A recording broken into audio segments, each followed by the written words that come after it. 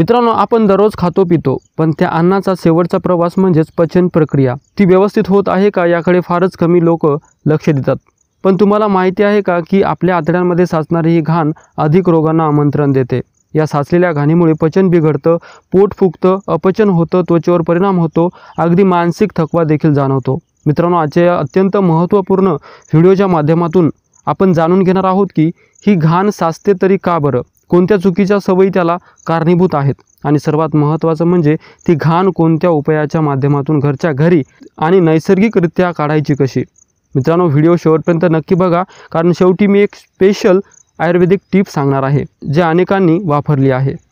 मित्रांनो, सर्वप्रथम जाणून घेऊया की आतड्यांची भूमिका काय असते। आपल्या शरीरात दोन प्रकारचे आतडे असतात। लहान आतडे हे अन्न पचवण्याचे काम करतात आणि मोठे आतडे इथे मल तयार होतो आणि बाहेर टाकला जातो। पण जर आतड्यांमध्ये साचलेला कचरा, घाण किंवा जुना मल नीट बाहेर गेला नाही तर शरीरात विषारी घटक वाढतात आणि यामुळे काय होतं तर बद्धकोष्ठता, ॲसिडिटी, त्वचेवर पुरळ येणं, एनर्जी कमी होणं, काही वेळा मूड देखील डिस्टर्ब होतो। मित्रांनो, ही घाण साचण्याची 5 मुख्य कारणे जाणून घेऊया। नंबर 1 म्हणजे फायबरची कमतरता। आपण फक्त भात, पोळी, चहा, बिस्किट यावर जगतो, पण फळं, भाज्या कमी खातो। फायबर कमी म्हणजे मल कठीण होतो आणि आत अडकतो। नंबर 2 म्हणजे पाणी कमी पिणे। शरीराला हायड्रेशन लागतो, पाणी कमी प्याल तर मल नीट पुढे जात नाही आणि आत साचतो। नंबर 3 मसालेदार आणि तेलकट अन्न खाणे।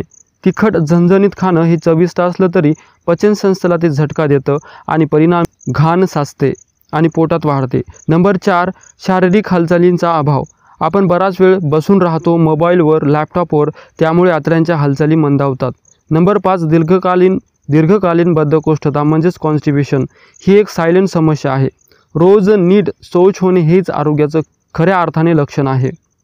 मित्रांनो, आता प्रभावी उपाय घरगुती आणि नैसर्गिक जाणून घेऊयात जे तुमचं पचन सुधारेल आणि आतड्यातील घाण पूर्णपणे बाहेर काढतील। नंबर 1 लिंबू, मध आणि कोमट पाणी। सकाळी उठल्यावर अर्धा लिंबू, 1 चमचा मध आणि कोमट पाणी हे शरीर डिटॉक्स करतं आणि आतडे स्वच्छ करतं। नंबर 2 फायबरयुक्त आहार, फळं जसे सफरचंद, पपई, भाज्या जसे पालक, गाजर आणि संपूर्ण धान्य म्हणजेच होल ग्रेन्स हे सगळं फायबरने भरलेलं असतं।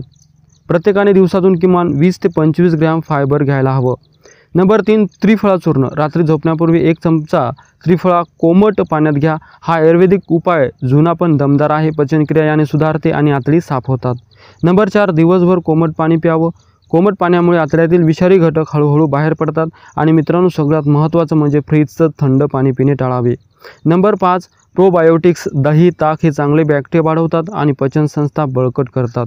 नंबर 6 योग आणि हलका व्यायाम, सूर्यनमस्कार, पवनमुक्तासन आणि कपालभाती हे पचन सुधारण्यास फार उपयोगी ठरतात। तेव्हा मित्रांनो, दिवसातून 15 ते 20 मिनिटे किमान यासाठी काढाच। नंबर 7 ग्रीन टी किंवा कोरफडीचा रस। ग्रीन टीमध्ये अँटीऑक्सिडंट असतात। कोरफडीचा रस शरीर डिटॉक्स करतं आणि पचनक्रिया उत्तम ठेवतं। मित्रांनो, हे उपाय ऐकायला सोपे वाटतील, पण जेव्हा तुम्ही नियमितपणे ते करायला लागला तेव्हा तुम्ही स्वतःमध्ये बदल अनुभवायला लागता। यामुळे पोट हलकं वाटतं, त्वचा उजळते, अपचन कमी होतं आणि सगळ्यात महत्त्वाचं म्हणजे मूड सुधारतो। तुम्ही ऑफिसला जात असाल, आईबाबा असाल किंवा विद्यार्थी असाल तरी हे उपाय प्रत्येकासाठी आहेत।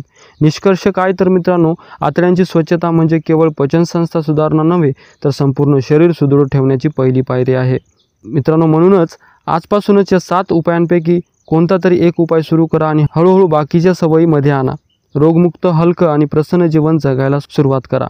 तर मित्रांनो, अशा प्रकारे या 7 उपायापैकी तुम्ही कोणताही एक उपाय करून तुम्ही तुमच्या पोटातील साचलेली घाण बाहेर काढू शकता।